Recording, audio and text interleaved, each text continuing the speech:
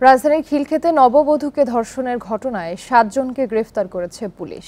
শনিবার দুপুরের মধ্যে বিভিন্ন জায়গায় অভিযান চালিয়ে তাদের গ্রেফতার করা হয়। শুক্রবার সন্ধ্যায় স্বামীর সঙ্গে খিলক্ষেতের বনরূপা এলাকায় ঘুরতে যান ওই নারী। পুলিশ জানিয়েছে, এ সময় আবুল কাশেম নামের এক ব্যক্তির নেতৃত্বে ৭ জনের একটি দল তাদের অপহরণ করে ঝোপের ভেতরে নিয়ে যায়। পরে মুক্তিপণ আনার জন্য স্বামীকে ছেড়ে দেয় দুর্বৃত্তরা, আর ওই নারীকে আটকে রেখে ধর্ষণ করে ৪ জন। এখন জন্ম সনদ দিয়ে খোলো বিকাশ স্টুডেন্ট অ্যাকাউন্ট। নিজের বিকাশ নিজে কর।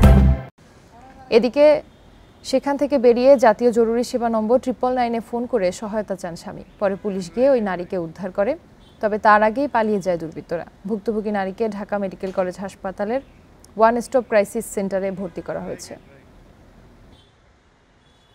সুমনের সাথে তার আগে পরিচয় ছিল বিভিন্নভাবে, বা প্রেমের সম্পর্ক ছিল, তার সাথে বিয়ে হওয়ার কথা ছিল, কিন্তু বিভিন্ন কারণে হয়নি। সুমন নেশাগ্রস্ত একটা লোক, বা বিভিন্ন সময় বিভিন্ন চিন্তার সাথেও জড়িত থাকতে পারে বলে আমাদের প্রাথমিকভাবে মনে হয়েছে।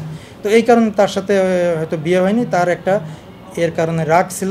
সে তার নতুন স্বামীকে নিয়ে যখন ঘুরতে এসেছে, সে তাকে ফলো করে এই ঘটনাটা ঘটিয়েছে।